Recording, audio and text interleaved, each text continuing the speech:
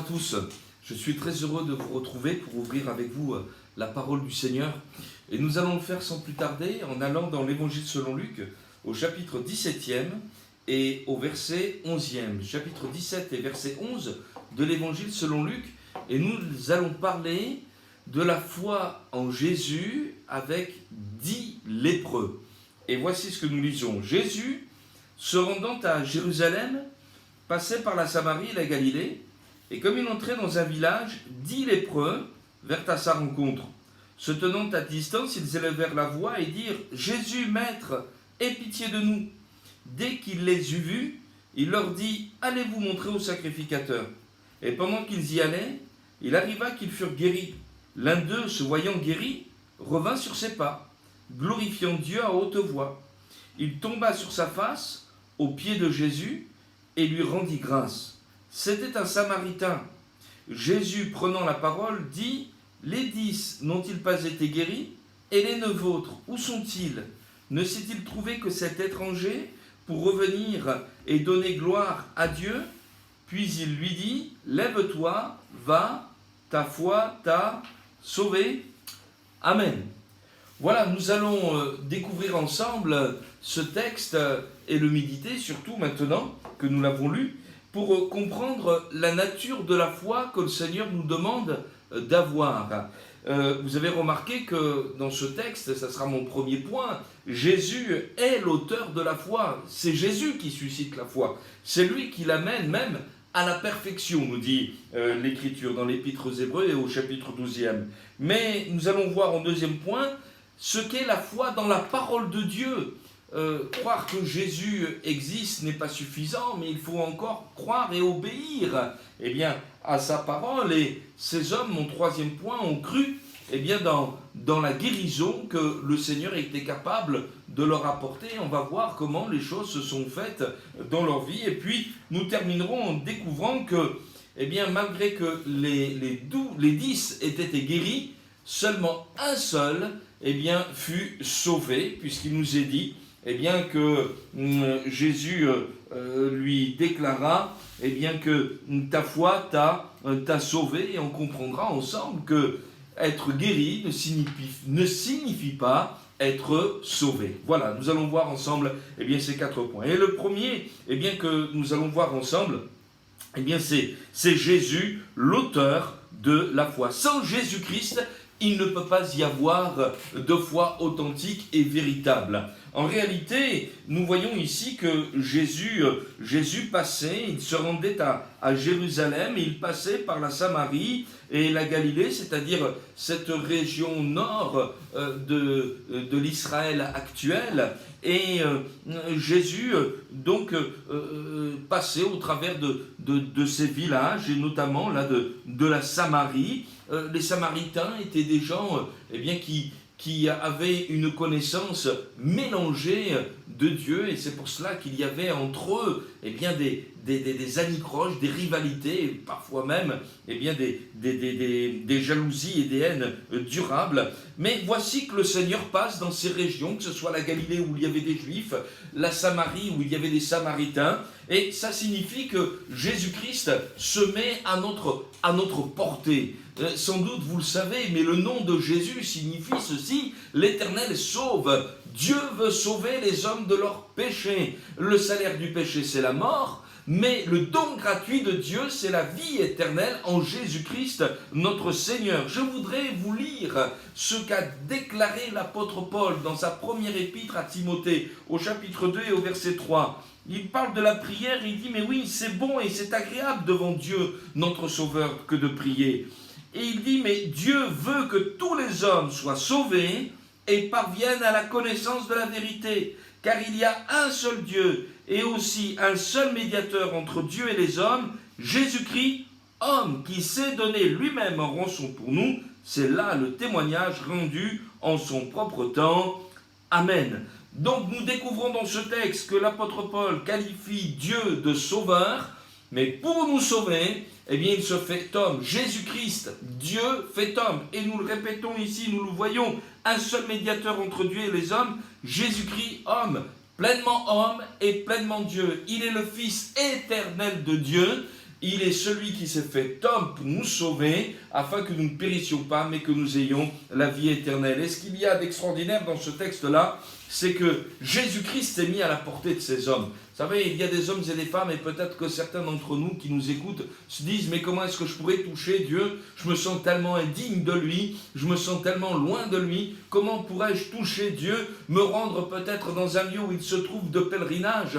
Je suis malade, je suis handicapé, je suis pris par tellement de soucis, je ne peux pas me libérer. » Mais je voudrais vous annoncer cette bonne nouvelle. Si nous ne pouvons pas venir à Dieu, Dieu, lui, vient à nous. Alléluia. Et la personne de Jésus-Christ, Dieu le Fils, c'est Dieu incarné qui vient jusqu'à nous. Un astronaute américain, James Irving, qui était chrétien, dira ceci. Il avait participé aux missions lunaires d'Apollo dans les années 1970.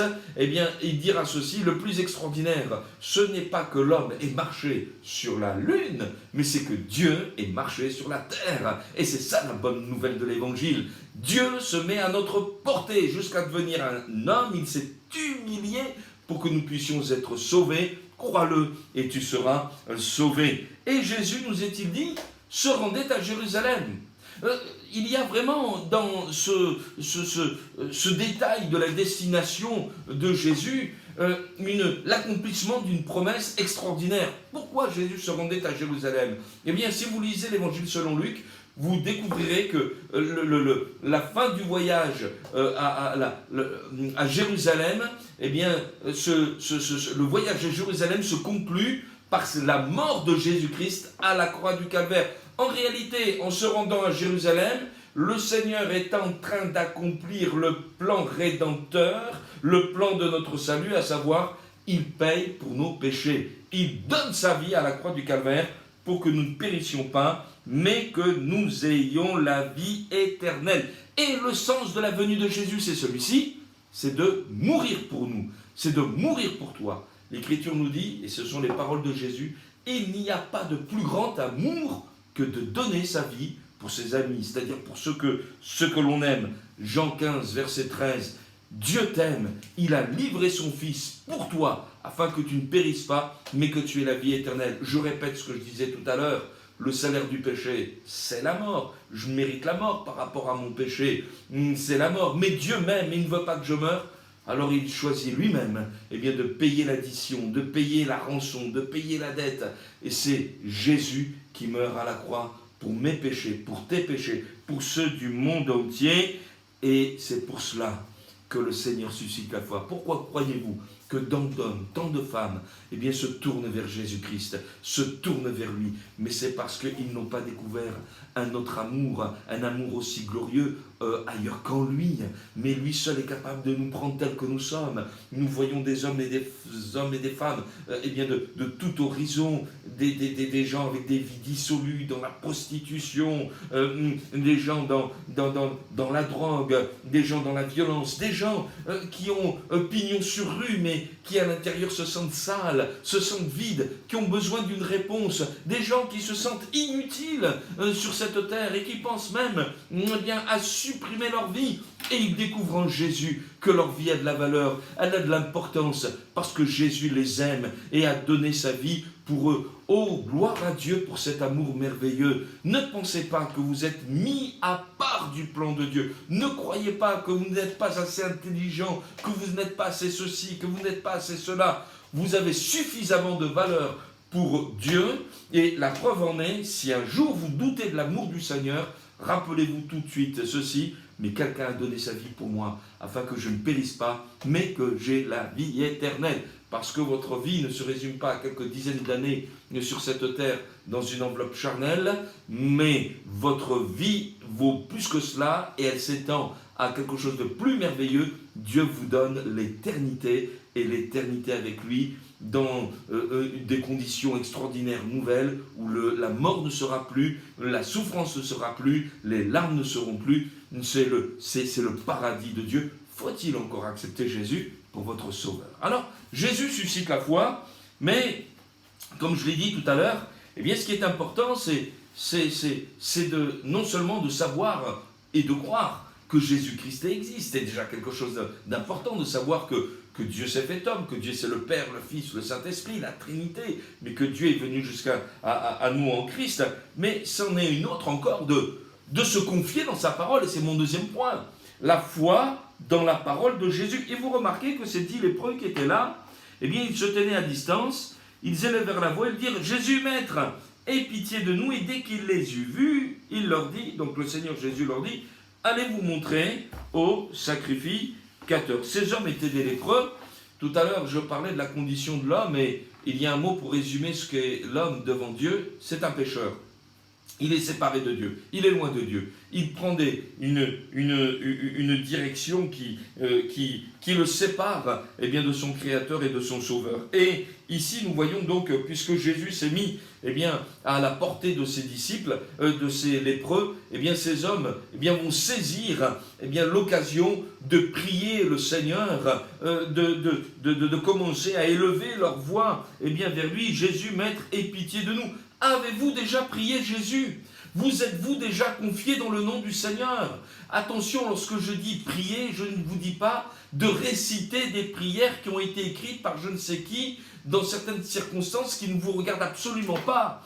Mais je voudrais vous demander une chose, que vous puissiez vous-même vous adresser directement à Dieu pour lui dire « Aie pitié de moi, Seigneur ». Ces hommes-là étaient dans leur lèpre et dans leur maladie qui était incurable. Et ils demandent à Jésus de les guérir. Ils demandent à Jésus d'intervenir dans leur vie. Ils demandent à Jésus, voilà, tu connais ma condition, mais nommez votre condition. Faites connaître à Dieu votre situation. Il est celui qui est capable d'intervenir. Il est celui qui est capable de répondre à la prière. Parce qu'il vous aime. Oui, notre péché nous sépare de Dieu. Mais il ne nous interdit pas de crier vers lui. Et il y a des exemples innombrables dans la Bible où tant d'hommes, tant de femmes ont crié vers Dieu dans la situation dans laquelle ils étaient et Dieu a répondu. Parce que c'est quelque chose de merveilleux et de considérable à comprendre, Dieu répond à la prière. Je voudrais prendre un exemple qui se trouve dans le 2e livre des Chroniques au chapitre 33, 2e livre des Chroniques au chapitre 33, pour vous parler quelques instants d'un roi qui était un très mauvais roi, prenant des décisions complètement contraires à ce que Dieu demandait. Et cet homme, nous est dit dans le 2e livre des rois, au chapitre 33 et au verset 12e, il nous est dit ceci: lorsqu'il fut dans la détresse, il implora l'Éternel son Dieu, et il s'humilia profondément devant le Dieu de ses pères. Il lui adressa cette prière, et l'Éternel, se laissant fléchir, exauça ses supplications et le ramena à Jérusalem dans son royaume, et Manassé reconnut que l'Éternel est Dieu. Amen. Excusez-moi ce terme, ça vaut le coup de prier, ça vaut le coup de se mettre à genoux, ça vaut le coup de s'humilier devant le Seigneur, ça vaut le coup d'abandonner son arrogance et son orgueil pour dire « je m'en sortirai toujours tout seul et de toute façon j'ai toujours raison ». Depuis combien de temps, permettez-moi de vous tutoyer un instant, n'as-tu pas fléchi les genoux devant le Seigneur? Ne t'es-tu pas repenti? N'as-tu pas demandé pardon pour tes péchés? Depuis combien de temps ne t'es-tu pas laissé saisir par l'action du Saint-Esprit qui t'appelle à la repentance pour demander pardon au Seigneur? Laisse Jésus faire cette œuvre en toi. Oh, c'est peut-être dur pour l'amour-propre, mais vous savez, l'amour-propre n'est pas forcément un bon conseiller. L'Écriture nous dit ceci, que l'orgueil précède la chute, mais l'humilité précède la gloire. Et il nous est dit dans ce texte que cet homme Manassé, qui avait fait tellement de choses, mais qui était en horreur à Dieu, s'est mis à prier et s'est humilié, nous est-il dit, profondément devant le Dieu de ses pères. Et il lui adressa ses prières, et l'Éternel, se laissant fléchir, exauça ses supplications et le ramena à Jérusalem. Ne voudrais-tu pas que Dieu te ramène à la vie? Dieu te remette la joie dans ton cœur, une joie vraie, une joie pure, une paix profonde dans ton âme? Ne voudrais-tu pas nous découvrir comme tout à nouveau, eh bien, le bonheur? Il y a quelque temps en arrière, j'écoutais la chanson d'un chanteur très populaire qui disait ceci: est-ce qu'on peut ravoir à l'eau de Javel les sentiments qu'on croyait éternels, ceux qu'on avait avant? Peut-être vous vous souvenez de cette chanson-là. Mais peut-être que quelqu'un est comme cela, disant: mais j'ai tout perdu, mon âme elle est brisée, c'est souillé, dès que je me mets à penser, c'est toujours avec méchanceté, malice, même perversité. Je voudrais que quelqu'un me ramène à cette pureté, à cette simplicité. Dieu est capable de le faire. Jésus a payé pour toi à la croix, afin de te laver de tes péchés. Son sang qui a coulé à la croix est capable de te purifier de tout péché. Quelqu'un a donné sa vie pour toi afin de te ramener à ce royaume que tu as perdu. Maintenant tu es séparé de Dieu, mais Dieu veut te retrouver. Faut-il que tu te plaises à entendre et à te soumettre à la parole de Dieu. Ils n'ont pas mis leur foi dans des circonstances, ils n'ont pas dit par rapport à ce que Jésus leur a dit: mais Seigneur, nous obéirons à ta voix quand ça ira mieux, aujourd'hui je me sens patraque, je verrai demain. Non, c'est aujourd'hui, et ils ont cru dans cette parole que Jésus-Christ leur a annoncée, et ils ont placé la foi non dans leur état d'âme, mais dans la parole de Dieu. Attention à tes émotions, attention à tes impressions, attention à tes divagations. Confie-toi dans la parole du Seigneur. Jésus-Christ est le même, hier, aujourd'hui et éternellement. Et sa parole ne change pas. Cette Bible qui est là, c'est la parole de Dieu. Elle est la même. Elle ne change pas. Elle est invariante. Et heureusement, parce que Dieu lui-même non plus ne change pas. Alléluia. Plusieurs hommes ont placé leur foi dans la parole du Seigneur. Avant même d'avoir été guéris, ils ont compris que ce qu'ils devaient faire, c'est placer leur confiance en Jésus-Christ. Tant d'hommes, tant de femmes en sont la preuve. J'en prendrai un exemple, par exemple dans l'évangile selon Luc au chapitre 5, lorsque Jésus ordonne à un de ses futurs disciples, Pierre, de jeter le filet. Il dira ceci: mais nous, Seigneur, on a péché, travaillé toute la nuit, on n'a rien pris, on est fatigué, mais sur ta parole, je jetterai le filet. Et bien lui en prie, parce que lorsqu'il jeta le filet en pleine eau, alors que c'était en pleine journée, le filet se remplit de poissons et il ramena avec peine dans la barque le produit de cette pêche miraculeuse. Dieu t'aime et Dieu veut remplir ton cœur, il veut remplir ta barque de ses bienfaits. Faut-il encore que tu obéissent à sa parole. Et c'est ça mon troisième point, la foi pour la guérison. Ces hommes ont eu foi dans le Seigneur et vous avez compris qu'ils voulaient être guéris. Mais ils voulaient être guéris. Chassez de votre cœur l'incrédulité. Dieu veut votre bonheur. Il ne veut pas que vous périssiez, il ne veut pas que vous vous enfonciez dans votre marasme.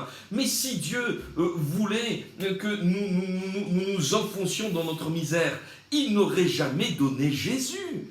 Et en donnant Jésus, je le répète, il ne pense pas à une certaine catégorie de la population en disant ceux-ci méritent d'être sauvés plus que les autres. Non, parce que la Bible nous dit que tous ont péché, tous, et ils sont tous privés de la gloire de Dieu. Mais Dieu fait grâce, et là où le péché a abondé, la grâce de Dieu a surabondé. Qu'on soit riche, qu'on soit pauvre, qu'on soit noir, qu'on soit blanc, qu'on soit bien portant ou malade, on est tous des pécheurs, crois-le. Et Dieu veut te sortir de ta misère, Dieu veut te sortir de ton marasme. Et ces hommes-là, ils ont cru dans l'amour du Seigneur. Le but de ces moments, c'est de faire naître dans votre cœur la foi, afin que vous aussi, vous vous mettiez à dire, mais ma vie peut changer, je peux prendre un cap différent avec Jésus-Christ, pour mon Sauveur, pour mon Seigneur. Et ces hommes, nous est-il dit, voulaient être guéris, et il nous est dit ceci: pendant qu'ils y allaient, il arriva qu'ils furent guéris. Je reprends un petit peu ce que je disais tout à l'heure à l'égard de Pierre qui a jeté ses filets, mais c'est pendant qu'ils y allaient, qu'ils furent guéris. La foi, ce n'est pas quelque chose de statique. La foi, c'est quelque chose de dynamique. L'Écriture nous dit, Jean chapitre 11, verset 40, « Si tu crois, tu verras la gloire de Dieu. » Plusieurs me disent parfois, « Moi, vous savez, monsieur le pasteur, je suis comme saint Thomas. Je ne crois que ce que je vois. » Ben, ça ne s'appelle pas la foi. C'est pas du tout la foi. La foi, c'est croire dans la parole du Seigneur. Allez, je vais vous lire un texte qui se trouve dans l'Épître aux Romains, au chapitre 10, parce que lorsqu'on parle de foi, cet épître nous instruit énormément, puisque c'est son thème, le juste vivra par la foi. Et si vous voulez en comprendre davantage sur la foi en Jésus-Christ, lisez l'Épître aux Romains, vous vous ferez un bien immense. Romains chapitre 10, et le verset 9 nous dit ceci, le verset 17 de Romains, « Ainsi la foi vient de ce qu'on entend, et ce qu'on entend vient de la parole de Dieu. Il ne peut pas y avoir de foi qui naisse sans que celle-ci soit déjà initiée par la parole de Dieu. » C'est pour cela qu'il faut être au contact de la parole de Dieu. Mais regardez également au verset 9 ce qui nous est dit de ce même chapitre 10. « Si tu confesses de ta bouche le Seigneur Jésus, et si tu crois dans ton cœur que Dieu l'a ressuscité des morts, tu seras sauvé. » Vous avez remarqué ? Il y a le présent de la foi et le futur de l'exaucement. Donc, nous comprenons une chose, c'est que la foi est dynamique. Le juste vivra par la foi. Jean 11, 40, je le répète, « Si tu crois, tu verras la gloire de Dieu. » Et ces hommes sont partis. Ils se sont mis en route vers le lieu que Jésus leur avait indiqué, c'est-à-dire se montrer au sacrificateur, celui qui avait la mission de déclarer une personne malade ou une personne guérie. Et tandis qu'ils étaient malades, atteints de leur lèpre, ils y sont quand même allés, et l'Écriture nous dit, c'est pendant qu'ils y allaient, qu'il arriva, qu'ils furent guéris. Amen. C'est pendant qu'ils y allaient. Mais mets ta foi dans le Seigneur, et à l'issue de cette vidéo, quand tu auras entendu cette parole du Seigneur, que tu puisses dire, mais moi, je vais placer ma foi bien dans la parole du Seigneur, non pas dans le prédicateur, parce que c'est lui qui parle, c'est pas ça qui est important. C'est la foi bien dans la personne de Jésus-Christ, alléluia.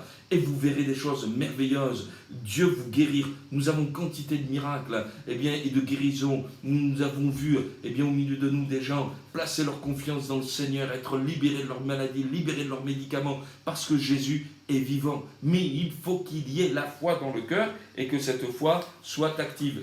Quelqu'un me dira, oui, mais ça, les miracles, c'était pour le temps jadis, à l'époque où Jésus était sur cette terre.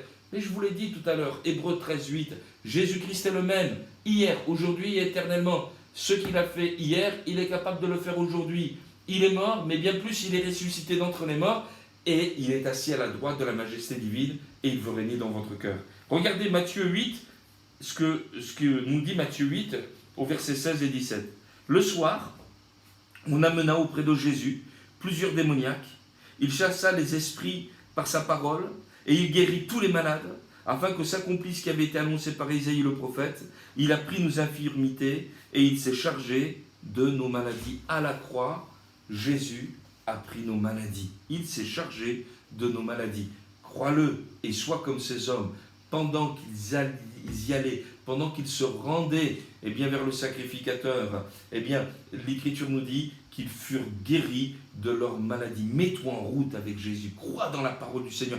Et si la promesse tarde, comme Habakkuk le dit, dans Habakkuk au chapitre 2 et au verset 3, attends-la, car la promesse s'accomplira, elle s'accomplira certainement, ça veut dire c'est certain, c'est sûr, amen. Et puis, je voudrais terminer mon quatrième point, parce que quand même, avec ces 10 lépreux qui sont guéris, gloire au Seigneur, il se passe quand même quelque chose, puisque l'un d'entre eux, qui est samaritain, d'origine, donc vous vous souvenez de ce que je vous ai dit au début concernant la relation entre les Juifs et les Samaritains, ce Samaritain revient vers le Seigneur et Jésus est étonné de cela puisqu'il dit ceci, mais les 10 n'ont pas-ils été guéris? Les 9 autres, où sont-ils? Ne s'est-il trouvé que cet étranger pour revenir et donner gloire à Dieu? Parce qu'en effet, il nous est dit que cet homme qui se retrouvait guéri, se voyant guéri, revint sur ses pas, glorifia Dieu à haute voix, et il tomba sur sa face et il adore le Seigneur. Lui, il a compris ce que Jésus a fait.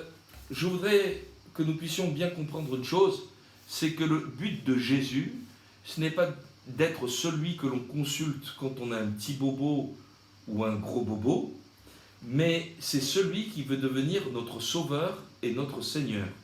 Et je me suis posé la question de savoir comment se fait-il, et Jésus pose lui-même la question, mais comment se fait-il que, alors que les 9 autres ont été guéris, comment se fait-il qu'un seul soit revenu vers Jésus et il l'adore comme s'il était son roi, comme s'il était son maître, comme s'il était maintenant son Dieu, et c'est ce qu'il est dans le cœur de ce Samaritain. Eh bien, voyez-vous, je crois que plus que les autres, ce Samaritain a compris, mais moi, une grâce m'a été faite. Parce que je suis pas un juif. Je suis sans espérance et sans Dieu dans le monde. Je n'ai pas d'alliance faite avec Dieu. Et voici que Dieu m'a traité au travers de son Fils Jésus-Christ comme si j'étais un de ses enfants. Son cœur est touché. Son cœur est transpercé par l'amour du Seigneur. Et lui, il a envie de dire, mais Seigneur, je ne veux pas que tu sois simplement celui qui est venu à mon secours dans les temps de ma détresse. Mais maintenant, Seigneur, je veux que tu règnes sur chaque jour de ma vie. Je veux que tu sois mon sauveur. Je veux que tu sois mon Seigneur. Je veux que tu règnes. Vous avez remarqué qu'il est revenu. Parfois, nous avons vu avec tristesse des gens être bénis parce qu'ils ont prié de tout leur cœur et Dieu les a bénis, les a guéris dans leur travail, dans leur santé, comme pour ces 10 lépreux. Et puis, lorsque Dieu les a bénis, ils ont oublié et ils ont continué le chemin de la vie. C'est comme cette chanson encore, hein, j'ai la mémoire qui flanche, je ne me souviens plus de rien. Et ils oublient même qu'un jour, on a prié pour eux, ils oublient même qu'un jour, ils ont ouvert la Bible, ils oublient même qu'un jour, eh bien, ils se sont adressés au Seigneur et le cours de la vie a repris. Mais ce Samaritain, lui, n'a pas été léger avec les choses de Dieu. Tout à l'heure, on a lu mais que Manassé s'était humilié profondément devant le Seigneur.